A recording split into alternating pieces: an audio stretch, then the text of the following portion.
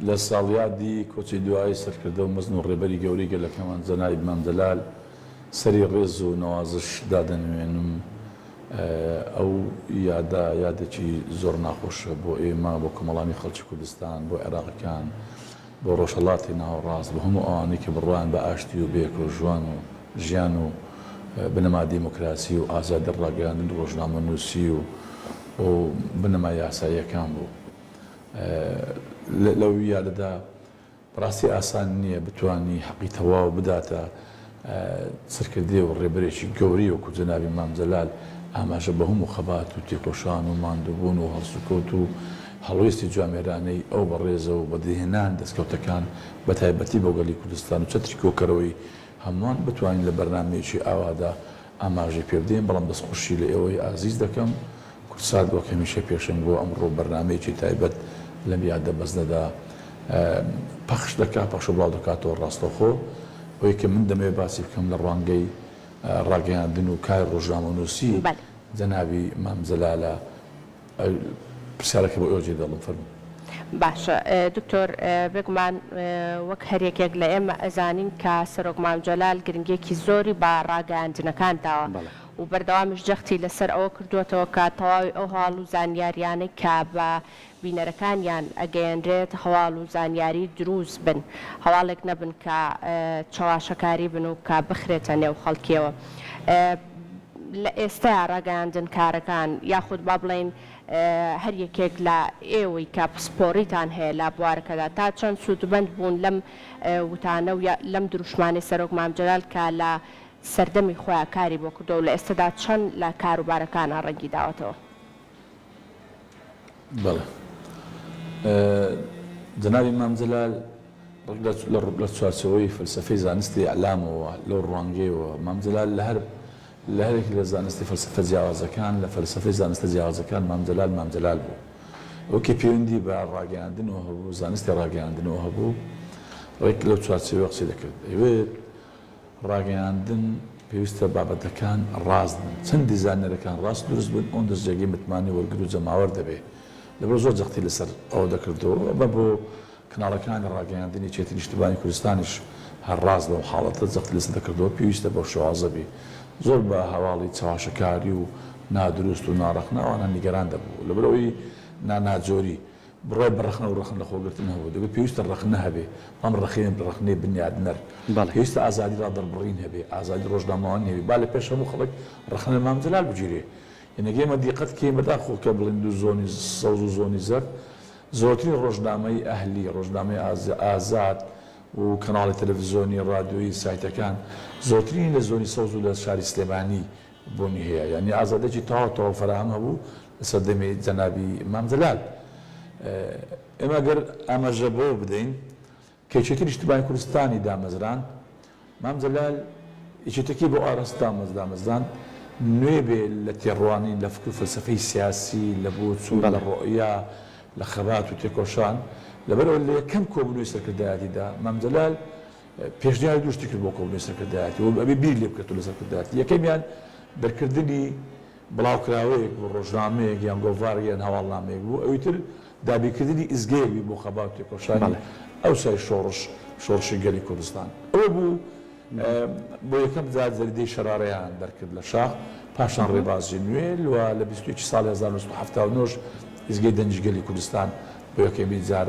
پەخشی بەرنامەکانی خۆ لە نەورۆزی 79 دەست پێ کرد. بەڵێ، ئەمە دکتۆر مام جەلال لە سەرەتایی دامەزراندنی چێتیەوە بۆ ڕاگەیاندن. زۆر باشە دکتۆر، هەمیشە سەرۆک مام جەلال پەیامی ئەوە بوو بۆ ئەو کەسانەی کە ڕۆژنامەنووس بوون یاخ و لە ڕاگەیاندنەکانە کاریانە کرد، ئەیانوت هەمیشەی وت کێشەکان ئەگەر زۆر بوون ئێوە مێن بە شێوەیە کاری لەسەرکەن کە خەڵک بە شێوەیە لە شێوەکان بترسێت، ئێوە بە شێوەیە کار بکەن کە کێشەکان بەرەو چارەسەر بەرن. هەمیشە ئەو باسی چارەسەر یەگر، هەمیشە باسی زمانێکی زمانێکی ڕاگەیاندن جیاوازتر بێت کە ئێوە قسە بۆ خەڵکەکەن یاخو پەیامیان هێنێ. تا چەند ئەمانە وای کردبوو کە بۆ نمونە ئەو پێکەوە ژیانە ئەو ئاشتەواییە لەناو کۆمەلگای ئێمە ڕنگدانەوەی هەبێت. بەڵێ، مام جەلال لە پێشودا باسم کرد بڕوای بە ئازادی ڕادەربڕین هەبوو، بڕوای بە ڕەخنە هەبوو. ئەنی مامان دەزانین لە پارچە ئازادی سەکۆیەک هەیە بۆ ئازادی ڕادەربڕین و ڕەخنە و وتاردان و بۆ زۆر شت. یعنی ئەمە لەو ڕەنگەیەوە زۆر هانی مێدیاکارەکانی دەدا، هانی ڕۆژنامە نووسەکانی دا، هانی مامۆستایانی ئەکادیمی ئەدات، گەلێک جار لەگەڵ ئێمەمانان مەسەڵەن قسەی کردبێ و ئامۆژگاری کردوین کە پێویستە ڕاگەاندن لەسەر بنەما زانستیەکان بێ بە گونجامی لە تەکنۆلۆژیای زانیاریەکان لەگەڵ دنیای ئێستا لەگەڵ سەردەم و نەزمونی جیهانی تازە. ئەو قەنعاتی وا بوو ملەتێکە هۆشیار بێ کەواتە کەناڵ با بڵێن مؤسساتی ئەعلامی زۆر باشی هەیە و پێی وا بوو ئەدەب و هونەر ڕاگەاندن بە تایبەتی ئەگەر تواندرا بە شێوەیەکی زانستی معقول بە گونجان لەگەڵ واقعەکان و خەڵک قبوڵی بوو پەیامەکانی وتوانی وەریبگری و دنیای دەرەوە توانی بارودۆخی وڵاتەکەی خۆمان بتوانین بە دنیای دەرەوە بگەێنێ و هەر کەناڵێکی ئەعلامی توانی زۆرتری خەڵک بەی خۆی بزانانی بە موچی خۆی بزانانی متابعی بکاتن کەواتە ئەم کەناڵە سەرکەوتووە زۆر جەختی لەسەرەوە دەکردەوە مێدیاکار ڕۆژنامەوان و کەناڵی ئەعلامی پێویستە ڕەچاوی ئەرکە پیشەیەکان بکە چەندی ڕەچاوی ئەرکی پیشەیی و میهنی بوون بکە ئەوەندە زیاتر سەرکەوتوو دەبێ. بەڵام بەداخەوە لە دوای نەمانی مام جەلال کە زۆر شت بەرەو نەمان ڕۆیشت و بەرەو لاوازی ڕۆیشت کەناڵەکانی ڕاگەیاندر لە کوردستان و کاری مێدیاکار بەداخەوە تا ئاستێکی زۆر بەرەو لاوازی و خراپی و ناجۆری ناپرۆفشناڵی ڕۆیشت بەداخەوە ینی چۆنێ مام جەلال دەڵێن کە مام جەلال نەخۆش کەوت کە مام جەلال نەما ئەو بارف ئەو خۆشگوزەرانی باشی لە هەرێمی کوردستان هەبوو لە ڕووی اقتصادی و کە توانرا بوو لەگەڵ عێراقی و لە دەوڵەتی عێراقی تازە بەدەست بهێنرێت خەڵک توانی هەناسێکی بۆ بگەڕێتەوە لە هەرێمی کوردستان ئەم بارە ئابووریە و زۆرش لەگەڵ دەوڵەتی عێراق تێک و ئێستاش بۆ ماچاک ناکرێتەوە کە هەفتە بودجە دەهات زۆر کێشەی ئەمنی هەبوو لەگەڵ عێراق ئەو کێشە ئەمنی و بە تایبەتی مادەی 100 لە سەدەی مام جەلال تعویز دەدراوە قەرەبەو دەکراوە خەریک و ئاسایی دەکراوە لە دوای نەمانی مام جەلال و نەخۆشی مام جەلال ئەوەش نما زۆر شتی ترمان لە دەستدا دیارە کار ڕاگەیاندنیش بە تایبەتی ناتەبایی هەمی عێراقیەکان پێیان دەوت سەمامی ئەمان عێراقیەکان ئێستا هەرچەند دەکەن ناتوان کۆ بنەوە لەسەر یەک باڵێن تاوڵە لەسەر یەک مێزی گفتوگۆ بتوان چارەسەر کێشەکان بکەن لە ناوخۆی خۆشمان هیچ سەرکردۆ ڕەمزێکی تر نەیتوانی چەتری کۆکەرەوەی هەبوو لە سیاسەکانی کوردستان بێ لەبەر مام جەلال هەموو جاران دەوری چێتری نیشتیمانی کوردستان بۆ گەل لەدایک بۆ ئامادەیە چێتی بکاتە قوربانی میلەتەکەی بەڵام میلەتەکەی ناکاتە قوربانی یەکێتیەکان لەبەرەوەی ئەو گەوری و ڕوئیای مام جەلال و ئاشتی و تەبایی ڕێزی مام جەلال با بڵێن نەماکە نەما خەسارتێکی گەورە بوو بۆ دنیا ڕۆژهەڵاتی ناوەڕست بۆ عێراق بۆ هەرێمی کوردستان دیارە کار ڕاگەیاندنیش بە هەمان شێوە زۆر تەئسیری بۆ بنەماکانی ڕاگەیاندن و فەلسەفەی زانستە ڕاگەیاندن و کەناڵەکانی ڕاگەیاندن هەبوو لە زۆربەی بوارەکاندا. بەڵێ دکتۆر مام وەکە زانرە بەڕابەری پرۆسەی دیموکراسی و ئازادی داهاندرێ بە تایبەتتر ئەم دیموکراسیە زۆری کە فراهەمی کردبوو لەو سەردەمەدا و ئەو ئازادی ڕادەربڕینی کە هەر کەسێک ئەیتوانی بە ئازادانە بیر و ڕای خۆی دەرببڕێ ئەمە چ کاریگەریەکی لەسەر پرۆسەی ڕاگەاندن بە شێوازێکی گشتی کردبوواتە ئەگەر ئەم بابەتانە بوونی نەبووە لەو سەردەمەدا پرۆسەی ڕاگەاندن بە چ شێوازێکە بوو بەبوونی ئەم بابەتانە پرۆسەی ڕاگەاندن چ گۆڕانکاریەکی بەسەراهات. بەڵێ دەرەگەلی کوردستان بە حکومی ئەوەی لە هەر چوار پارچەی کوردستان و لە هەندێک شوێنتر شوێنەی لە وڵاتی ترکە کوردی لە ئەرژی گەلی کوردستان هەمیشە خاکەمان دابەش و داگیرکراوە بووە هەمیشە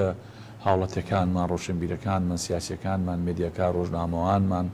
ڕەنگە نەیانتوانین بە ئازادی ڕادەربڕین بە ئازادی خۆیان پەیامەکانی خۆیان نووسینەکانی خۆیان کارە هونەرەکانی خۆیان بگەێنن ئەو کاتانە کە توانێت هەر کاتێک شۆڕش و خەبات تێکۆشان لە هەر پارچەیەک کوردستان هەبێ کەناڵ ڕاگەیاندنیشە بۆ بەڵام کەناڵ لەسەر با بڵێن کەناڵ و مؤسساتی ژانری زۆر سادا سەرەتایی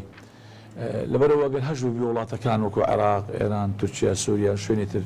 کەناڵەکیان هەبێ بەستە بۆ منە عێراق ڕادیۆ کوردیە بە ڕۆژنامە گۆڤاریە بوو بەڵام ئەوەندەی لەبەر بۆ خزمەتکردنی بەحسیەکان و تعریفکردنی کوردستان بوو ئەوەندە بۆ خزمەتکردنی با بڵێن نەتەوەی کوردستان بۆ کار ڕۆژنامەوانی ئێمە نەبوو بۆ کاری هونەری ئێمە نەبوو بۆ یەکەم جار لە شاخ بڵێ کە گرنگی بە ڕاگەیاندن لە دوای ڕاپەڕی نەگەر ئەمە ئاماژەی پێ بدەین یەکێتی نیشتیمانی کوردستان لە سەدەی مام جەلال یەکەم لایەنی سیاسی و بیر لەو کردەوە ڕۆژنامەی ڕۆژانەی هەیە بۆ کوردستانی نوێ با بڵێن دەرکرا ڕۆژانە و بەردەوامی ئێستا هەیە پاشان لە جیاتی شەڕارە ئیتیحادات لە دوایدا یەکەم هێزی سیاسی و دیسان لە دوای ڕاپەڕین تەلەڤیزۆنی کەناڵی تەلەڤیزۆنی دەستی پەخشی بەرنامەکانی کرد کەناڵ تەلەڤیزۆنی و پاشان سەتەلایت ئەمان هەم لە سەدەی مام جەلال بوو ئەو ئازادی ڕادەربڕینی کە سەدەی مام جەلال فراهەم کرا هەناسەیەکی زۆر خۆش و ئارامکەرەوە بوو بۆ کار ڕۆژنامەوانی ئێمە کە بتوان بە ئازادی خۆت پەیامەکان بگەێنی بە تایبەتی لە سەدەستی مامجەلال جاری وا هەبوو لە بەرامبەر ڕەخنەیەک لە بەرامبەر شتێک دۆست و لایەنگەرەکان و خۆشەویستەکانی مامجەلال بیان لە شتێکی دەکردەوە ئیجرای تر کرێت مامجەلال خۆی دەهاتە جواب ئەیوت ئەگەر کەسێک وشەی بۆ نووسیون بە وشە وەڵامی دەنەوە نووسینە بە قەلەم وەڵامی دەنەوە قسەیە بە قسە وەڵامی دەنەوە مامجەلال زۆر لەوە گەورەتر بوو بە ڕەخنا بە نووسینێک با بڵێن بیر لە ئیجرعات بکاتەوە بیر لۆ بکاتەوە کە ئیتر تەنگەتاوە بێ زۆر گەورانەتەوە بیر دەکردەوە بوو بۆ کاری ئەوەی مەدرسەی مامجەلال لە هەموو سێکتەرە جیاوەکە مەدرسەیەکی زۆر گەورە پیرۆزە